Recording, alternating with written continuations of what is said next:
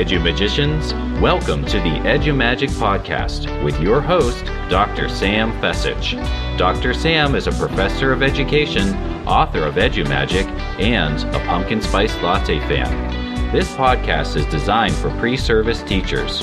Remember, friends, teaching doesn't begin at graduation, but during that first class at 8 a.m. Let's get this party started.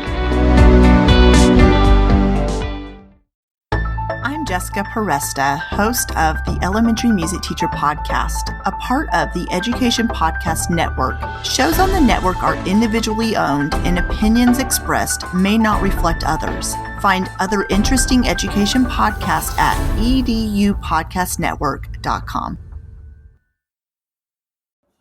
Hello, Edu-Magicians, and welcome back to another episode of the Edu-Magic Podcast. My name is Dr. Sam Fecich, and today I have with me Kate Stone. She is the founder of University Gurus, and she's going to be talking all about the college application process. She's going to work through and share with us ways that the college admission process has changed. To be honest, guys, I have not applied for college in about 20 years. So yes, it has changed. We're going to talk about some ways to help you stand out from other students also applying and what colleges are looking for on your application. So Kate, welcome to the show. Oh, thank you so much for having me. I'm really excited to be here and to hopefully enlighten parents who are not sure what to do next. Yes, right? I mean, college admission process. Oh boy. Can you share a little bit about your company, University Gurus? Yeah, so I've been an educator and a teacher for the last decade. And I initially was an actor who wanted a side job about 15 years ago. And I started helping students develop their essays because, again, it's in essence just a form of storytelling. And I started applying script writing strategies to the college essay, which was a really interesting and exciting process of taking structures from film, from television, and using that to communicate a lot of different qualities, values, talents, and skills that a student might contribute to a college campus, which is basically the purpose of the personal statement. That turned into over a decade of experience. I started the company about 10 years ago officially.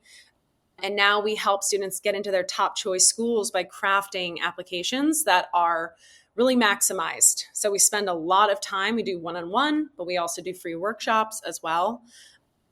And we've had some really great success in a very challenging application pool. So Right. Yeah, it's been good for us because we apply certain strategies that seem to work. So Fantastic. Could this strategy work for undergrad and graduate level applications? absolutely. I work with med school students. I work with law school students. I've worked with dental students applying for professional education programs. So it's across the board. Any type of personal statement that you're creating for whether it's undergrad or graduate or professional school applies. Well, Kate, let's waste no more time and jump right into what are some strategies that you suggest for college admission process? Well, one of the most important things to remember about what's happened in college admissions over the last, really it's been since the early 2000s, is that admissions acceptance rates, admit rates have halved almost year by year. So what's happened is that more students are applying, primarily due to like test optional policies. And also students have more access than they've ever had before to resources, to education. So students are academically more qualified to apply than they've ever been before. But the spots or the number of spots hasn't changed as much. Right. So that's what's contributed to these admit rates having, especially at the more elite universities, it's been pretty shocking. So admissions rates also dropped at colleges that maybe top students actually once considered reliable match schools or even safeties. Mm-hmm. So let's say, I'll give you an example. During the 2020 to 2021 and the 2021 to 2022 admissions cycle, Colgate University, their admissions rate dropped 27% to 12%. Wow. Which is unbelievable, right? That's pretty remarkable. While Auburn University's admissions rate dropped from 85% to 24%. 85 to 24%. And when you're talking admit rate, can you explain that a little bit more? So the admit rate is the number of applications a college receives, and compared with the number of the number of acceptance letters that go out. So with that example you just gave us of Auburn, it was 85 to 24? Yeah. Wow. So basically, Okay. the takeaway here is don't consider yourself a shoo-in really at any college. Mm. And you want to make sure that you have a range of colleges that are possible fits, Yes. right? Including those with acceptance rates at or above 50%. And you can get this data online. Okay. Is there a specific website we should look at? Honestly, Google. Google is your best friend. Google's your best friend. And then there's early applications. So early applications, you can do early action, which is non-binding, or early decision, which is binding. And a lot of applicants have started using early applications because in some cases there's a perceived benefit to doing this because you get in early, you can demonstrate interest, you can be one of the first applicants in the early pools. Some colleges are even using early pools now as like they're filling up their spots in the early application pool. So some colleges will actually fill up their spots to like 50 to 60% by using the early application pools. Wow, that's remarkable. So what did you recommend students that then go ahead and do the early application? And this is what you're going to hear a lot with college consultants, and it's really frustrating even for me, but it depends. Okay. So it really just depends. So for early applications, because of this trend, people jumped on the trend, right? Right. So they've been receiving, especially with elite, and I'm trying to differentiate between elite institutions and other institutions. They've received record highs because once test optional came in, a lot of students who maybe didn't test very well, who maybe wouldn't have applied in the past because of their test scores, they wouldn't have been competitive. We're like, oh shoot, like let's throw it in the pile. Let's give it a shot. Mm-hmm. So they received record high applications, which resulted in record low early admission rates. I think it was Duke University who reported its lowest early decision admission rate ever. It was down 16% down from 21% from the previous cycle. Wow. Okay. So with early applications, I think it was before the pandemic, colleges actually admitted no more than 20 to 30% of the freshman classes through these early admissions rounds, but this is what's changed. And now colleges are admitting 62% through the early admission. Oh my goodness. Boston University admitted 50%. Penn admitted 51%. Yeah, and like I said, some colleges are actually just using early decision and early action as a preferred admissions plan. Mm-hmm. And then the regular decision becomes the space available admission pathway. So I see. In these specific situations, right? Because like I said, it all depends. In these cases, like elite applications waiting to submit in the regular decision round actually can reduce your chances, right? Right. So, oh my gosh. Okay. Blowing your mind, right? There's two things I want to press on there. So first, you mentioned test optional. Can you share and dive a little bit more deeper into that? Right. So test optional is new. It happened during the pandemic. Right. Schools realized because of the lack of access, it's really been a topic of debate for the last 20 years, but the pandemic kind of just put it in the fast track. People wanted to get this off the table anyway. People who wanted students who didn't have access to resources, access to testing and tutoring, they wanted to get it off the table so students could have a more equitable access to more elite institutions and better education. And then with the pandemic, because people couldn't test, and it was such a mess trying to figure out how to test. I mean, a lot of the time people were flying across the country to get a test, an in-person test. It was really madness. So they took this off the table, and now it's test optional, means you can either submit or not submit your scores, but you won't be penalized for it. Okay, I was going to say, are there drawbacks or are there benefits to submitting? There are, because if you think of testing as just another data point that the school has to consider you as to decide whether or not you're a great candidate. It's just another piece of evidence for the school to make a decision about you, right?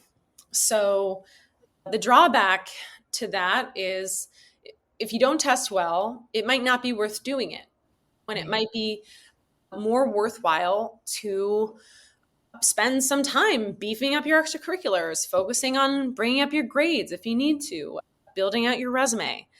I think that's a very valid and valuable reason to not want to spend that time trying to eke out a few more points on a score. Right. And then there are other situations, and maybe this applies to schools that are more elite, more highly rejective, let's call them. If you're applying and you have a certain type of socioeconomic background and you come from a certain type of community, the school will know where you're coming from and if you have access or not. And if you don't test, but you have all the resources to do it, colleges might question that, you see? So again, it's hard to say. It's hard to give a straight answer. Mm-hmm. When would be is there a certain score that if you test at or above, you should definitely put, even if it's test optional? It depends on the school. Okay. So every school is going to have a score in GPA that's average in terms of applicant pool. So if you hit that average for testing in GPA, that's a target school for you. Mm-hmm. If you hit below that average testing score for the school, you might want to not submit it. Mm-hmm. Okay. And is there a website we can look at, or just going back to our good friend Google and asking them? Oh, for what exactly? To find the GPA, the average GPA, and the average. Oh, yeah. You can just Google it. Okay. Yeah, Google will tell you. Perfect. Google tells us a lot of things. It tells us a lot of things, yes. And now go ahead. Now you can just ask ChatGPT. I know, right? It's quicker. Kate, what else has changed in the college application admission process? We've talked a lot already, and I'm sure we're going to have to pause. Listeners, have to pause and rewind. But I know you have a lot more tips. Okay, well, let's talk about the personal storytelling piece, because this is a really important one. And it's one that in my work, this is about 75% of the work that I do with students, is helping them develop, what stories am I going to tell? What's my personal statement? Mm-hmm. Now, the personal statement is a unique piece, because most students and parents, really, if they've never done this before, they don't really know what the purpose of it is. Is it supposed to be an academic essay? Is it supposed to be like a sort of brag sheet type of thing? Am I just supposed to be highlighting all the things that are great about me? And I think the number one thing that a personal statement should do is it should communicate how far you've traveled, the distance you've come. Where were you and where are you now? What values have you had to develop? What values have you demonstrated? What values will you be contributing to the campus? I want to know who you are, like in your heart, your vulnerability. Yeah. What things have you struggled with? Where have you failed? Where are your weaknesses that you're working on and exploring and trying to understand? And what are the insights you've had? Where have you, how have these experiences contributed to your growth and development? Right. And so if we're hitting, and then I think the last thing is that the essay should be well crafted. It should showcase the work and revisions and effort you've put into telling a good story. It should be clear. It should have good topic sentences. It should be guiding the reader throughout the whole essay. The essays should be the specifics and anecdotes or details should be very specific and communicate very specific things about you. And in my view, I kind of think of it like I apply actually because I love marketing copy. I've studied marketing copy for my own business. So I think of it in the same way. It's supposed to be conversational. You don't have to use like giant big words to make yourself seem smarter or more important. Just be you. And honestly, I think that's harder for most of us to do than we think. Right. You. What does that mean? Yeah, I think colleges really want to know who you are. And I've actually heard from an admissions officer say, I can tell by the first couple sentences if a student is a cultural match to our school. Because when you read something, you have a gut reaction, right? We all have a gut reaction to something. So the more simply, more directly, more clearly we write in terms of storytelling, the more effective we are at connecting with the reader, making that bridge of connection, of emotional connection. And that's what we're trying to do. We're trying to get to clarify who we are, where we've been and who we are now, the value we're going to be bringing to their school, and also and that gets the admissions officers to advocate for you. Like, I know who the student is, and I know kind of what niche they're going to fill at our school. And they'll bring that application to the admissions board, and it's like, hey, take a look at this student. This is a great kid. He's an inventor / chess player. So it's like giving them a good story helps them sell you. If you can sell yourself well, then they can sell you well. Does that make sense? Good. Yeah, that's great. I love that strategy of storytelling for the personal statement. That is a really innovative way to look at that personal statement, not only as for the purpose of it, but how to craft it. And you gave so many good reflection questions to think about when writing that personal statement. Awesome. I love this process. I think this is going to be the first time a student really does this type of self-evaluation in their life. Every student that I've worked with over the last over 10 years is always like, wow, I've never asked myself these questions. I don't know. How has this contributed to my growth and development? And what I found is not only do you create a very solid application that you feel good about, there's a difference between students who write their essays the month or 2 weeks or 3 weeks before and submit, and the students who spend a couple months really, really working, really going deep into it. They feel better about themselves in the long term. When they get those answers back in March, April, they're like, you know what, I did my best. Yeah, I really did. And I didn't try to just eke it out at the last minute. And I know students who do, and they know it. They know they didn't put their best. They know they didn't try hard enough. And it's a painful thing to have to face. But the students who really give themselves to the process and let this admissions process be the very first time that they're asked not only to self-evaluate, but to communicate who they are and what value they have to contribute, what's important to them, they end up on the other side with a whole different confidence, ability, capability, kind of effectiveness. Just not even to mention the writing side, that they have gone through so many revisions that they're really trained to write. Like, nope, you can't put in that filler. You got to get more specific. But yeah, there's a significant difference between students who give time and attention to this and students who they might not be ready yet. I mean, I know when I was 17, I don't know if I would have been ready to go look at myself as deeply. But students are very different now. They're kind of like a little bit further along than other generations were at their age. So I think it works. It's very authentic for them to go through and reflect on their personal life even at 17, 18 years old and see the impact that they've made. It's more it sounds like they have more confidence in themselves as learners and as leaders at their school. Absolutely. Yeah. It puts everything, it begins to qualify and quantify everything that they've done. Because I love producing data. I love incorporating data points in this work. And it's just, yeah, there's nothing like it.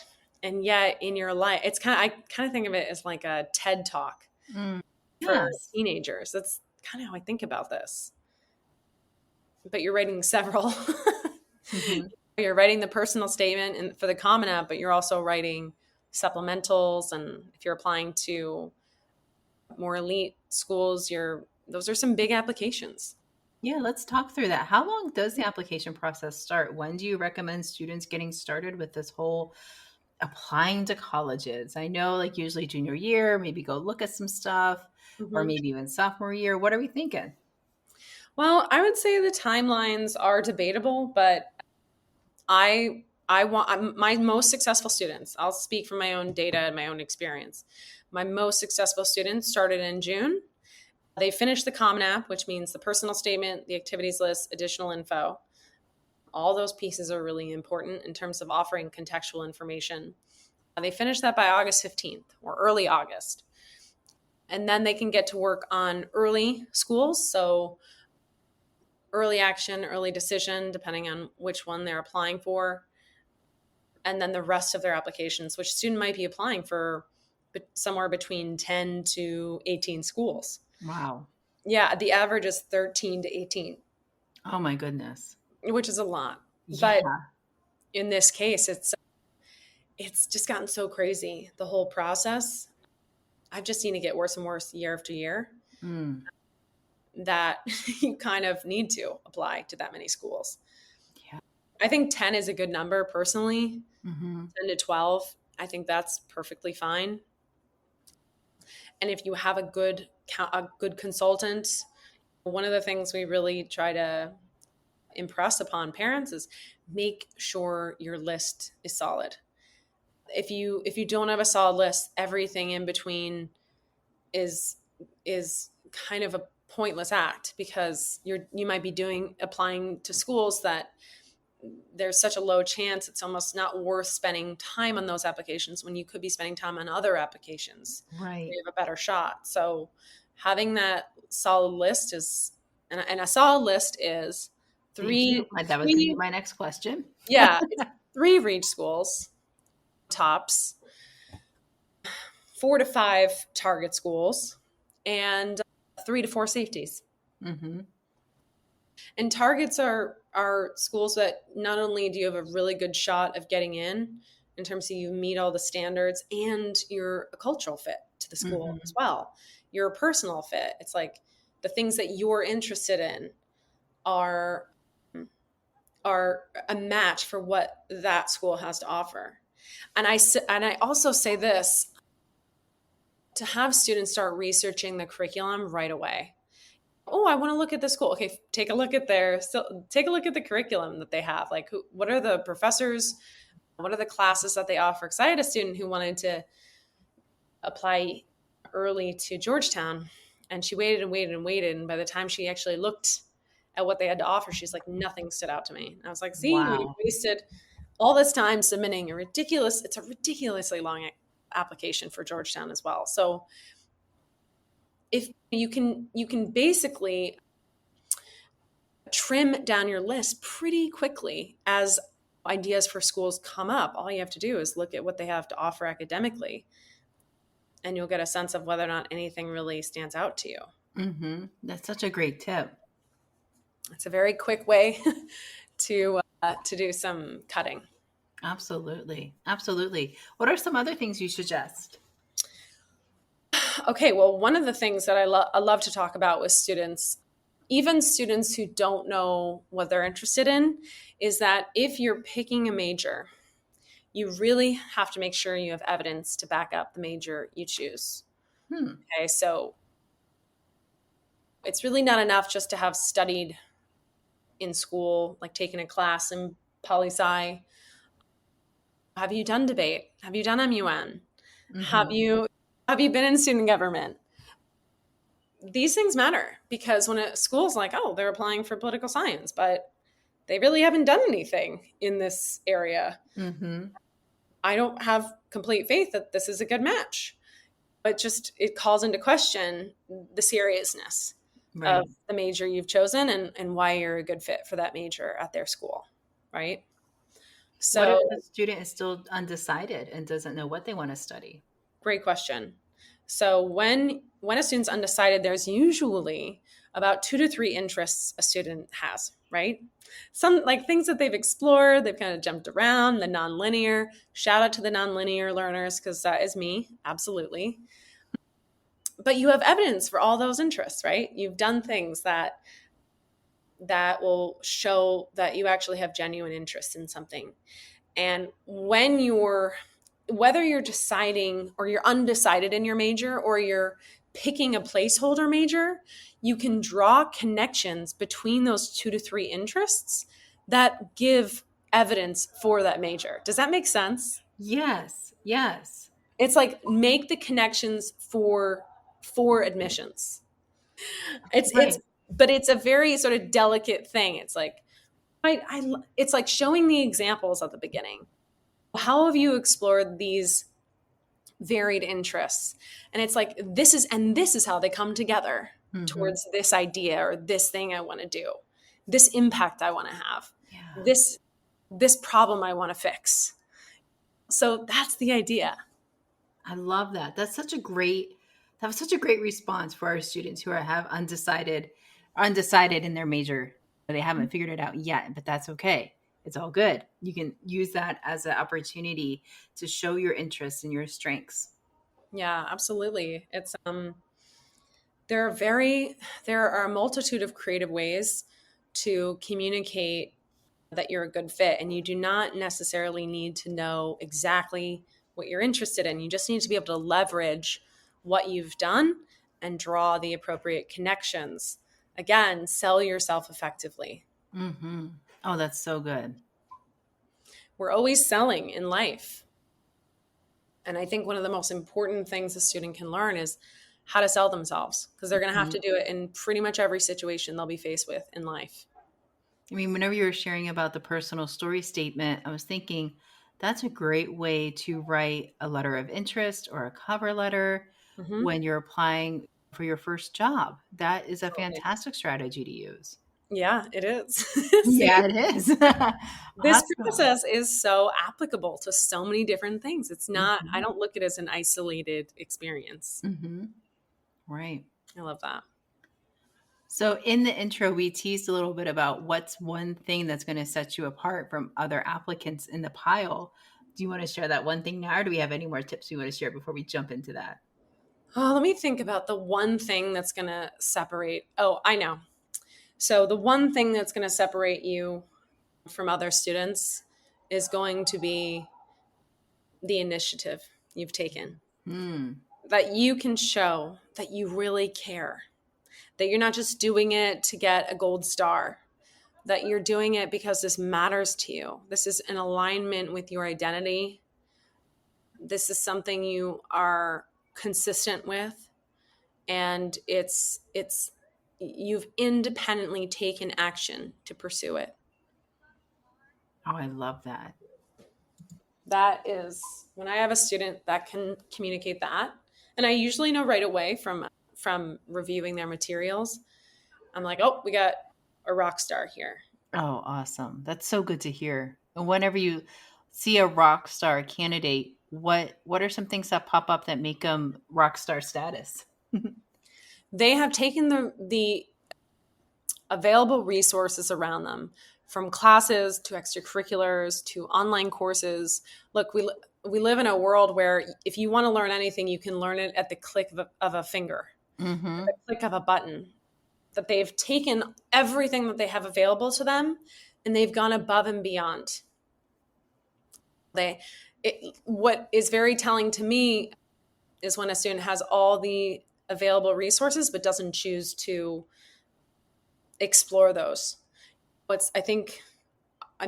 there are so many number one things that stand out to a student, but if there's a second thing, it's just desire to learn, curiosity. They want to know more. They want to expand their mind. And that can be communicated in many different ways. But I think taking advantage of what they have available to them is another really important point.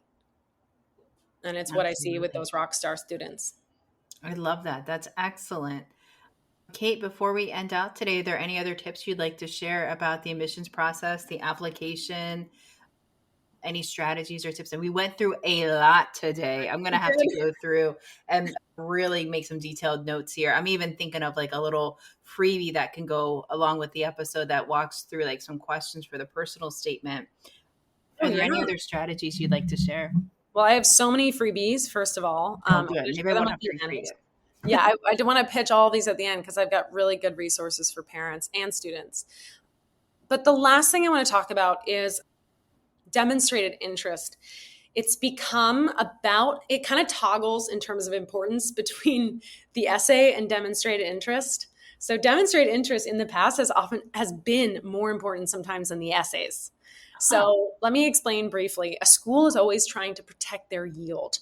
And what that means, a yield is the number of students who get accepted to the number of students who actually enroll at your school, right? So they want to make sure that if they're giving you a letter of acceptance, that you have a high chance of enrolling at their school, right? That looks really, really good for them. So what students want to do, especially for those schools that I recommend doing this ethically, obviously, is making sure that the schools that you really want to attend, that you're demonstrating interest for early on. Sign up for their newsletters, open and click on their newsletters because they check that. They check click-through rates. I know it sounds crazy, but it's a data point. Do their info sessions, contact a local rep, do an interview. If you have an opportunity to do an interview, do an interview. If they offer you a video submission, which is more and more common now, I highly recommend submitting a video. In fact, it really works against you at this point not to. And another piece, there was something else I was going to say. What was it? Yeah, just do everything you can to ensure that you are communicating to the school, reaching out with genuine questions. Obviously, don't reach out with questions you could easily Google. But developing a relationship with the school and getting involved.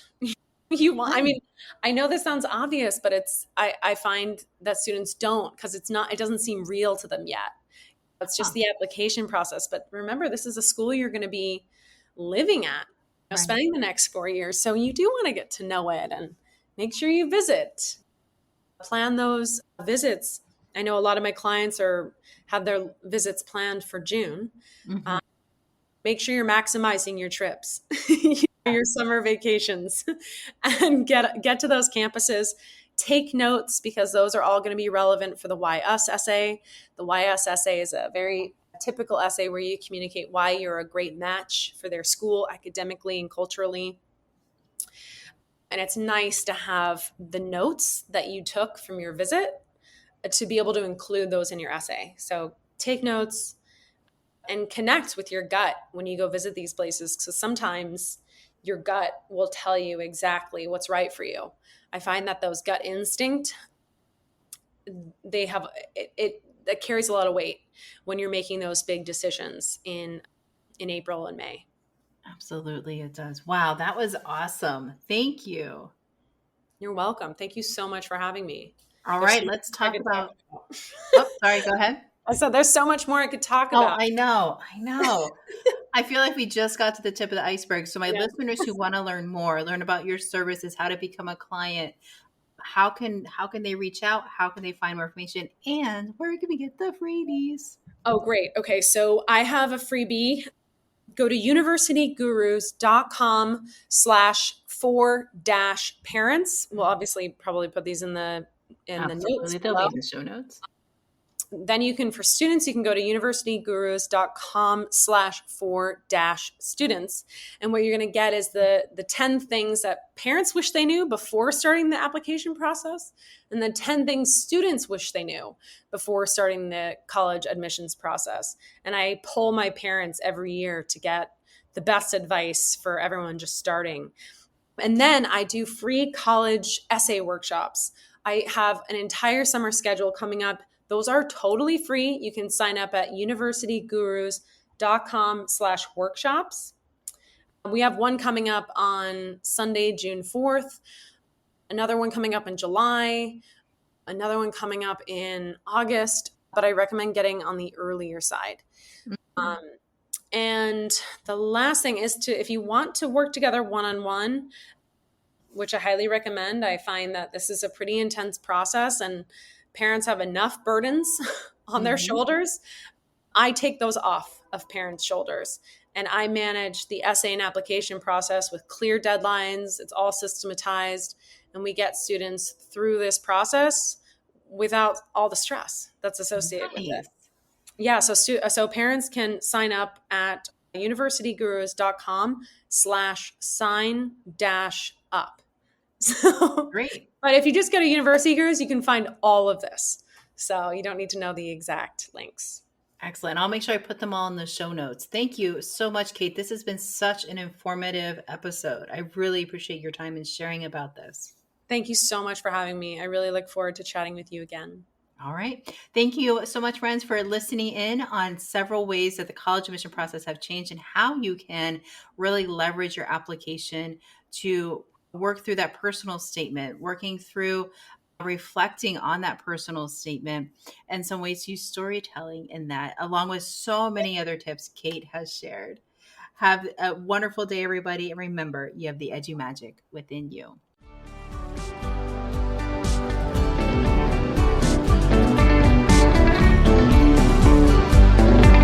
And there you have it, Edu Magicians.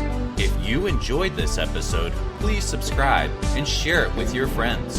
For more Edu Magic, check out sfecich.com and follow Dr. Sam on Twitter and Instagram at sfecich. Until next time, you have the Edu Magic within you.